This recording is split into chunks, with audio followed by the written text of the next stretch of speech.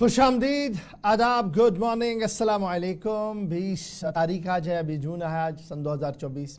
उम्मीद है कि आप खैरियत से होंगे। और सुबह इस ट्रांसमिशन का आगाज़ हो चुका है। सलाम जेके का और हस्बे वादा आपके सामने हाजिर खिदमत है।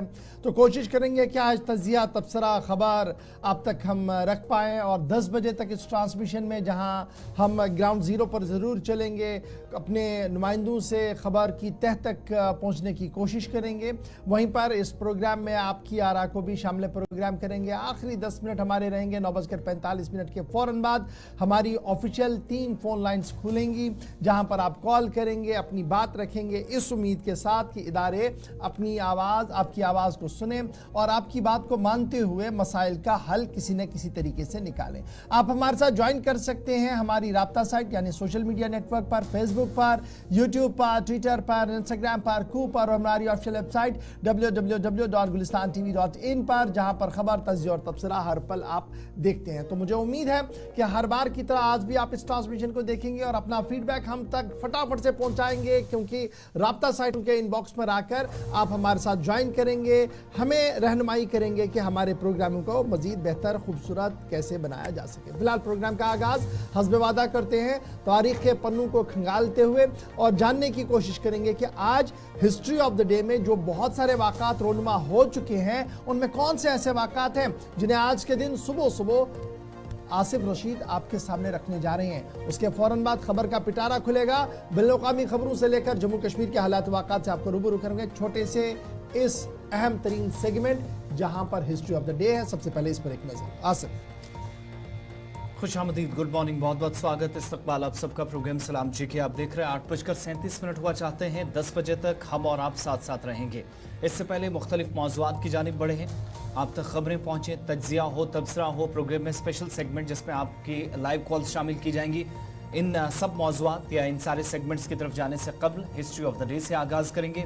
आज के दिन की बात करेंगे और हिस्ट्री ऑफ द डे में ख़ास क्या है ये आपके सामने रखना इंतहाई ज़रूरी।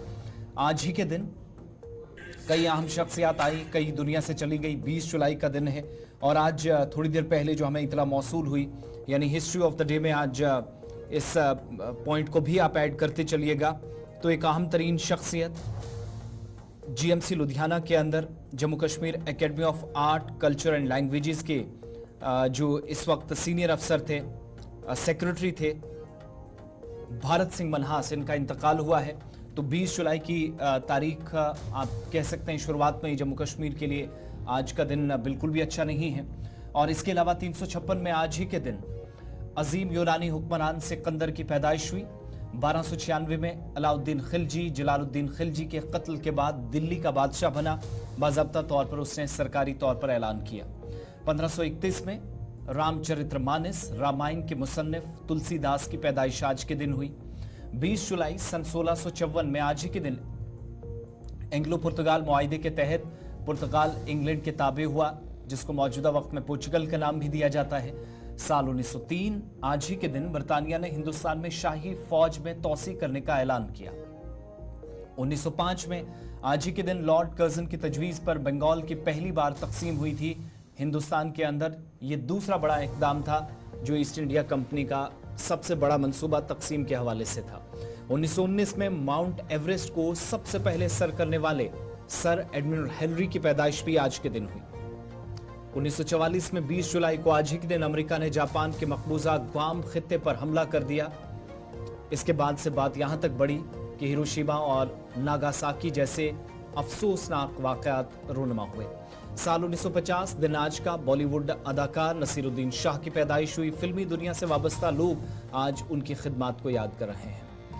साल 1951 में उर्दन के शाह किंग अब्दुल्ला अव्वल यरूशलेम में हमले में आज के दिन मारे गए। आज उनकी बरसी है और इस सिलसिले में यरूशलेम के अंदर जहां इससे पहले प्रोग्राम्स होते रहे, तकारीब का अहतमाम होता था उनकी याद में, लेकिन आज ऐसी सूरत हाल बिल्कुल भी नहीं है। गजा पट्टी के जो हालात हैं वो आपके सामने हैं, इस वजह से सूरत हाल बहुत कशीदा भी है। इसके अलावा 1957 में हिंदुस्तान की सबसे बड़ी शीशा बनाने वाली फैक्ट्री का बिहार के हजारीबाग इलाके में आज के दिन में इफ्तिताह किया गया।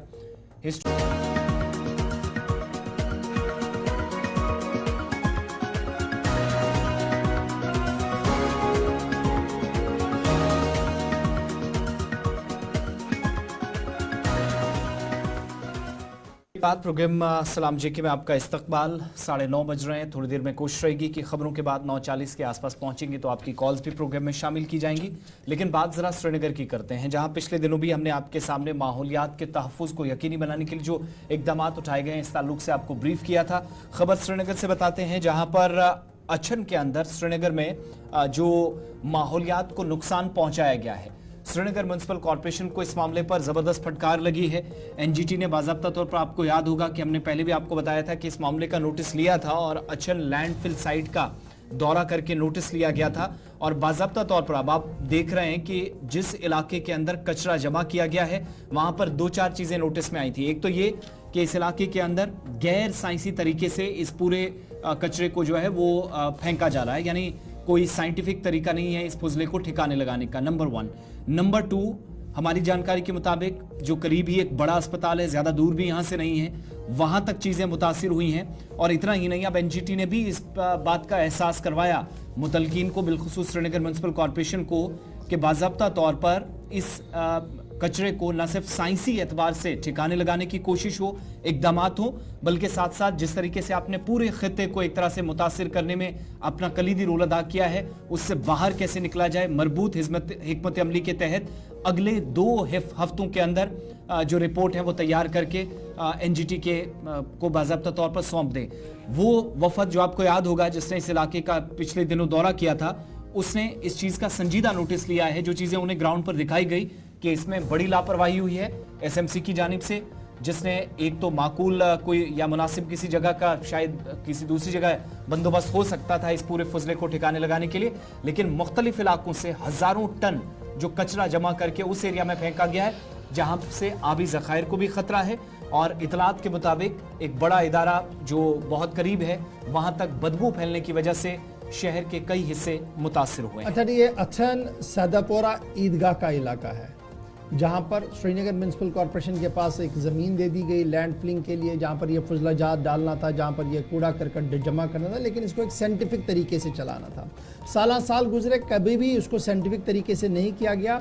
और अब सूरत हाल ये है कि न सिर्फ ईदगाह बल्कि ईदगाह के आसपास 5 किलोमीटर का दायरा जो है वो इस वक्त इन जहरीली गैसों का असर उन्हें देखना पड़ रहा है। अस्थमा के मरीज़ हो रहे हैं। और जिस तरीके से आसिफ आपको बता रहे थे कि Sher Kashmir institute of medical science Soura बिल्कुल पास में है, वहाँ तक इसकी बदबू और गंदगी का जो असर है वो देखने को मिल रहा है। लेकिन श्रीनगर म्युनिसिपल कॉर्पोरेशन की तरफ से अभी तक भी कोई मजबूत और मरबूत हिकमत अमली तरतीब नहीं दे दी गई है। 8 हफ्ते और 2 हफ्तों का वक्त 2 अलग अलग कमेटियों को दे दिया गया है ताकि वो हिकमत अमली को तय करके ये बता दें कि आखिर वो क्या कुछ करना चाहती है। ये शहर श्रीनगर का हाल है। सॉलिड वेस्ट मैनेजमेंट प्रोग्राम, ये एक वो प्रोग्राम है जिसको पूरे मुल्क के अंदर नाफिज कर दिया गया।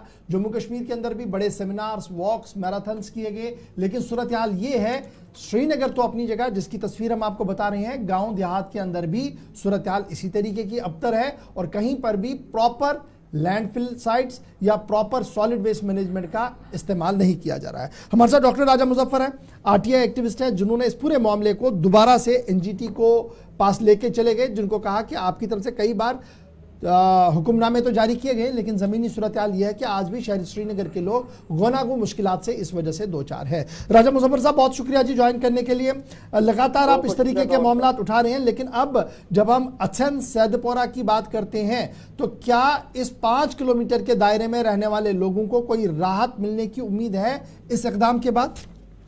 देखिए गौर साहब, उम्मीद पे ही दुनिया कायम है जी। अगर हम हाथ पे हाथ डरे बैठे और हमने कुछ काम नहीं किया, खाली बोलते रहे, क्योंकि बोलते तो बहुत हैं, अखबार पे भी रोज आते हैं, टीवी पे भी आते हैं, बस कोई कार्रवाई नहीं हो रही है।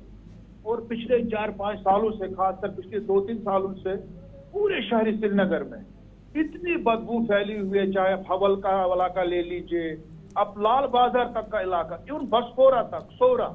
बिल्कुल, मैं पिछली बार सोरा मेडिकल इंस्टीट्यूट गया था, हमारे पेशेंट थे वहां पे, मैं 4थी मंजिल पे था।